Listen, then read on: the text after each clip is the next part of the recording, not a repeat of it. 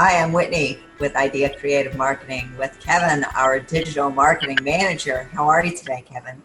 Doing all right, Whitney. How are you today?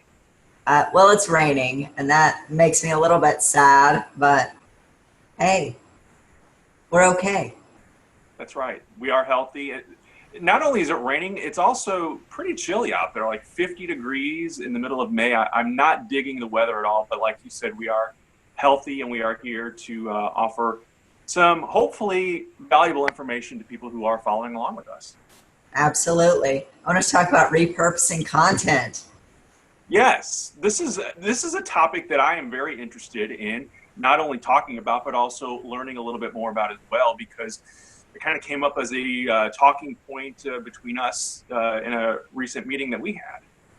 Absolutely. So, I mean, we all try and push out content to get our channels active and stay in front of people, but sometimes we start just replicating ourselves and our quality dips in what we're putting out. So we kind of need to stop and look at content that we've created in the past that has really worked well and gotten a lot of attention on certain platforms, and then look at it and see how we can repurpose it, not repost it, but repurpose it, give it a new life, update it, revive it, and then repost it, maybe in on other channels or in different ways. If you have a blog, can you make it a video? Things like that. The thing I always found interesting about this with my own, in my own experiences is sometimes I will come up with what I think is a clever or creative post.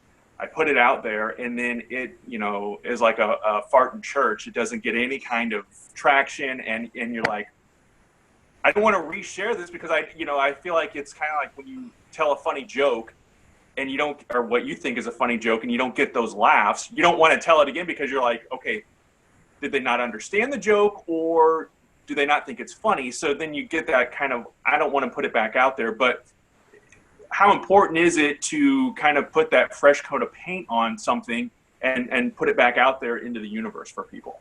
Well, it's all about maximizing your exposure, really, and then seeing the results from that.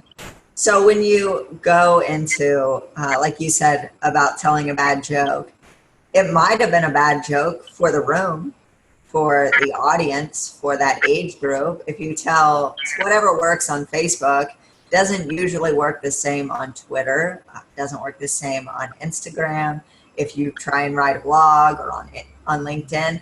So you've got to really look at your audience. And when you go through your content that performed well on Facebook, you really have to think about that too. If you're going to take time to repurpose something, how can I take this long post from Facebook and make it work on LinkedIn? Do I need to shorten it and make it, just put on its business pants? Or should I make it an article? Do I have enough content? Do I have enough sources to make it an actual article? And then from there, maybe you make it an article, and you also make a video or an infographic. Those work really well. So looking at what channels you're going to be posting on and who you're going to target. If I have a piece of content that I feel is really important for all audiences, from 18 to 65 plus, well, it's not going to be the same piece of content. It's could be a tweet that I have broken down out of a blog. It could be a video, could be a boomerang. All of those things that we can pull together from the exact same piece of content. So repurposing is not reposting. It is really about recreation. So I'm seeing it coming from two different perspectives here. One is if you create that piece of content today, not taking that same piece and posting it on Instagram, Twitter, LinkedIn, and TikTok or YouTube. I can't tell you how many times I see people take something from Facebook and, obviously the way you post on Facebook is very different than how you post on Instagram, for example, even though they're owned by, Instagram is owned by Facebook. I will see people post something on Facebook and say, leave a picture in the comments or leave a GIF in the comments. And then they copy that same thing on Twitter or put it on Instagram where you can't do those things. And by the same token, you can't click on a link in Instagram. That is a huge pet peeve of mine when people put a link in Instagram because you can't click it. And the likelihood of somebody stopping their scroll through Instagram to copy and paste your link then and try to buy whatever you're trying to sell is pretty unlikely. So don't put links in Instagram. And well, you can't even copy and paste them. What's that? If you're on your phone, you can't even copy and paste them. Right, exactly. And that's, Instagram is probably 99% people just scrolling through it on their phone anyway. So those are just a couple things I've noticed when you're creating that content. Like Whitney said, have a plan for each channel. It can be kind of the same idea or concept, but know that people are consuming those things very, very differently, and how they then reach out to you is also very different. The other thing I've noticed with some people is they will have a personal brand, and then they will have their or a personal page, and they will also have their quote unquote business page. I know some podcasters that do this. They'll have, Kevin Huntsberger's Instagram page and then Kevin Huntsberger's podcast page, and they post the same exact things on both of those too. And to me, again, why am I following both of these pages if you're posting repeated stuff? So those are just a couple of things I've noticed that really you have to kind of break out of that and truly create that content for the pages or the social platforms, and not just the person who is behind the computer posting.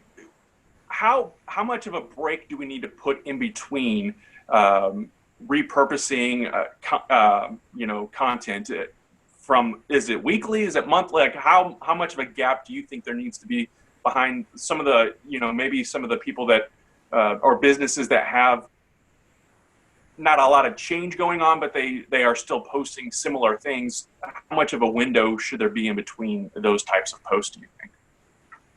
It really just depends if your information is evergreen or it's time sensitive. It's an obvious decision-based factor. Looking at those things and really just your audience, is this content going to be good now? Is it going to be good in a month or in a year? When you are sitting down trying to create content, you really want to have a heavier flow of your evergreen content versus time sensitive. It really is important though, because like you said, not everybody necessarily, your stuff may not resonate with that particular audience, but also just the way content is distributed through the algorithms and whatnot. Not everybody's going to see something that you post, even if you post every day or a couple times a day especially, then that content kind of starts to get hidden anyway because you're posting too much. Exactly. When you look at posting, and again, you have to look at your audience, you have to know your audience and know your traffic levels. If you're going to come into this as any kind of authority and tell somebody, I need you to post once a week, or I need you to post 7 days a week, or 3 times a day, or 5 times a day. I cannot tell you that as an agency. I can't tell you that because I don't know what your audience is doing. I have no idea. But if I look at it and look at your traffic and look at your page, then I can get a better understanding and I can work with you. So it is really important to look at your traffic, your age demographics, the times of posting, and just the competition itself. How many times a day are people, what are your engagement levels? If your engagement levels are fairly low for the amount of followers you have, and really look at your landscape. If you need help, we do free landscape reports, so just let us know. We can stack you up to a competitor so that you actually have a good idea of where you need to be falling. Frequency is a big kind of an argument within the marketing world, but at the end of the day, it all falls down on what is best for your audience and your business and based on what your competition is doing. So when you do anything, repurpose content, create content, refresh your page, post, everything, you need to be looking at your insights. You need to be looking at who you're trying to reach, what your end goal is. Is it to get people into the buying funnel? I hope. Is it to build advocates, build brand awareness? What is your ultimate goal? So you can create a piece of content, and not only can you draw people, create awareness, but then you can repurpose that same content and target people in different stages of the buying cycle. So not just on other platforms, but in other stages of the cycle. So you can retailer it to create advocates. You can retailer it to a call to action to buy now or to call now. So when you look at repurposing, it's not just about reposting or posting it on another platform. It's really about different ways to create exposure and results in every stage of the buying process on every single channel to all of your audience. And I think that gets, you just, laid a big truth bomb on people here with all of that, plus trying to run a business. And this is where kind of the agency steps in and is advantageous for everyone involved, because obviously we do our research, we've done our homework, and we kind of know what, like you said, we have those initial meetings, we talk to the clients, we look at their insights, and we can run reports and see kind of what their competition is even doing. And then that's how we formulate a strategy. And, for someone that is, especially someone that's trying to get a name out there right now, it's a struggle, and it's very time consuming, but it's something that could be the difference between sinking or swimming.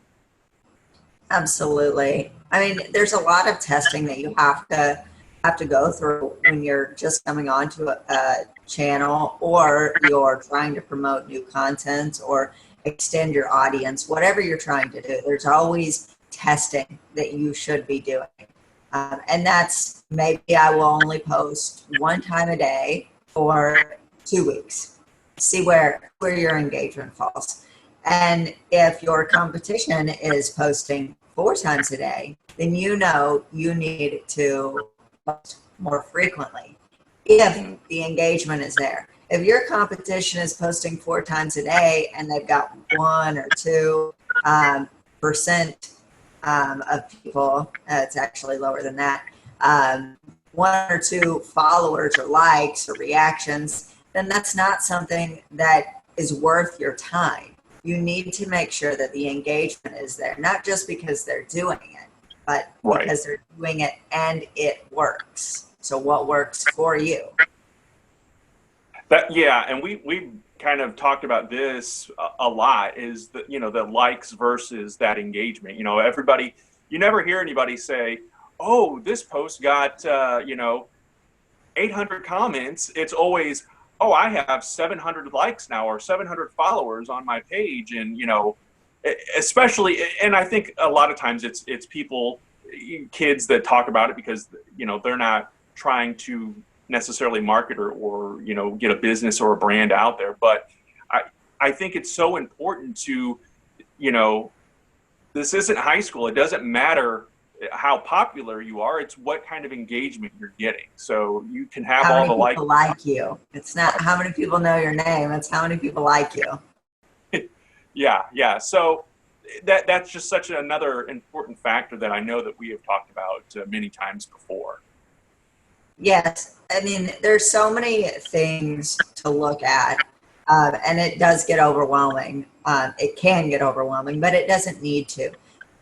As a business owner, you know your market, you know your audience, you know the people that buy from you, you know the people that refer people to you, and that's really what it is. It's just honing in and providing the same things you always provide in a digital method to the people that are going to be your customers. It's very simple, but it's complex all at the same time. Yeah. And again, you know, if you are ever in the market for a marketing strategy and need someone to kind of walk you through this whole process, that's what Idea Creative Marketing is all about. That's why we are here and, you know, helping businesses and providing information. So again, check out our website, ideacreativemarketing.com. You can call the office at 618-529-0969. Whitney, any other repurposing tips here before we say goodbye on this week's episode? Nope, just know your audience, repost, revive, reformat, and grow your audience, grow your presence and your exposure, and then see results. Great advice there. Whitney, thanks for being a part of this week's episode. And friends, thank you so much for watching. Don't forget to subscribe to us right here on YouTube.